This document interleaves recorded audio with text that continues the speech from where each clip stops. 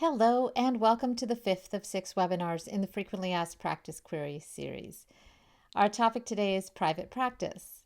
If you have not already done so, I encourage you to watch the introductory video in this series. It'll help orient you to the process that we're using in this and all the other videos. I'm Judith Pinto, occupational therapist and practice advisor with the Alberta College of Occupational Therapists. I am grateful to be recording this today from Edmonton, Alberta. Situated on the North Saskatchewan River, Edmonton, this land has been home to many Indigenous communities, primarily the Cree, Blackfoot, Assiniboine, and Métis for thousands of years. Edmonton is located in Treaty 6 territory and within the Métis homelands and Métis Nation of Alberta Region 4. The image on your screen is of the Rossdale Cemetery. It is a memorial that was constructed to remember the traditional burial grounds that were found on the Rossdale Flats. This was part of EPCOR's power plant site, and when those remains were found, that section was blocked off. The City of Edmonton, EPCOR, descendants of traditional bands of the area, and other community members came together to build this memorial. It was officially opened in August 2006. So, private practice. Increasingly, occupational therapists are taking on work in the context of private practice. Whether they're just seeing one or two clients on the side in the evenings or weekends, in addition to their paid employment, whether they're working full-time as privately paid therapists, or perhaps even building businesses where they're hiring or contracting other occupational therapists or other health professionals. All of those scenarios are considered private practice. Essentially, they are self-employed and are providing OT services, recommendations, or professional opinions to individuals, groups, or organizations. That's a private practice. On the topic of private practice, we tend to get a very broad range of questions that come in. Everything from questions around billing, extended healthcare coverage, business use of personal vehicles, online marketing, advertising, starting up private practices, terms of contracts, use of social media for marketing. The range is quite broad, so this particular webinar is offered at a fairly high level around private practice considerations. So in step one, let's just get clear about a question. And again, it's very broad. I am thinking of working as a contracting therapist in a solo private practice. Is there anything I need to consider? So step one, if we triage that question that we are now clear on, absolutely it is within ACOT's mandate to respond to, because it is about ensuring the safe, effective, ethical delivery of occupational therapy services in Alberta. So let's move on to step two. So what's your hunch? If you were in a situation where you were considering starting a private practice, what do you think you might need to consider? What might you need to do? You might want to press pause on the video for a few minutes and just write down some notes. So step three, let's take a look at the legislation, the federal and provincial laws related to private practice.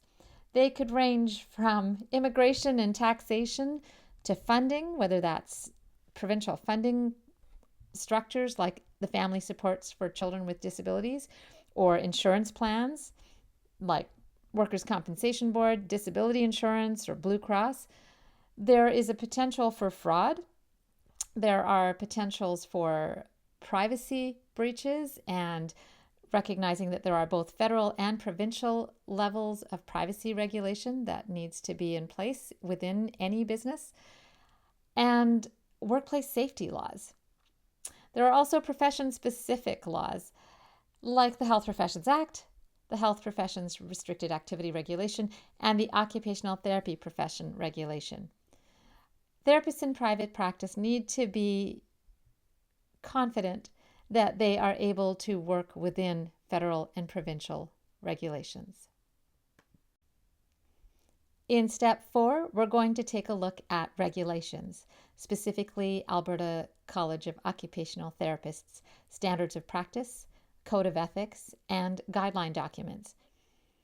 Three core standards of practice that should perhaps be read first are the Accountability and Professional Responsibility Standard, the Competence Standard, and the Documentation and Documentation Retention Standard. Additionally, all of the other standards are highly pertinent, and I strongly recommend that they all be reviewed closely. Alberta College of Occupational Therapists Code of Ethics, which outlines the responsibilities that therapists have to themselves, to clients, to colleagues, to the public, and to the profession, should also be reviewed very closely in the context of establishing a private practice. For more assistance and interpretation of those standards and code of ethics, please also review the practice guidelines and frequently asked questions for private practice. Both of those documents can be found in the Practice Resources web page of the ACOT website. In step 5, we're going to consider the practice of occupational therapy.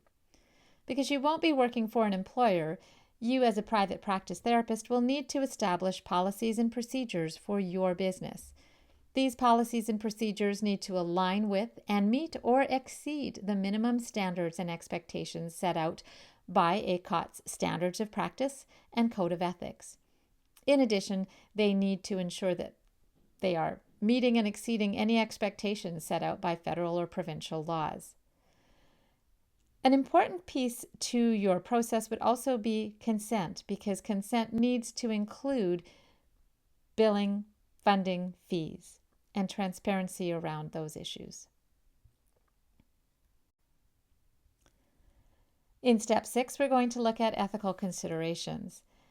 And in private practice, there are many possible ethical considerations and complexities and potentials for conflict of interest. Consider that your business or financial or social or personal interests may be in conflict at times with ACOT Standards of Practice, Code of Ethics, and the best interest of the client. Remember that ethical issues need to be addressed so as to ensure the best interest of the client. Please review the conflict of interest video for more on this particular issue. From steps 7 through 10, you're really going to be going through your own personal process. There isn't much more guidance that ACOT will be able to offer you, but we strongly recommend that you consider your contextual factors, your competence in running a business with the accounting, the marketing, your legal understanding of what you are taking on, your knowledge or access to mentors and support to run your business as a regulated health professional, and understanding that there may be some expectations as a regulated health professional running a business that may not be in place for others who are not regulated health professionals running businesses. In step 8, therapists have perhaps made a preliminary decision. They've realized that yes, they'd like to proceed and they'd like to begin on a small scale.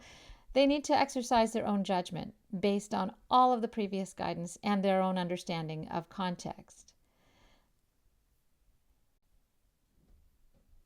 And by step 9, if they're still not sure, they may find that consultations with lawyers, with financial professionals like accountants, mentors, other occupational therapists or health professionals who have started or are currently running private practices, or consulting with their professional liability insurance provider.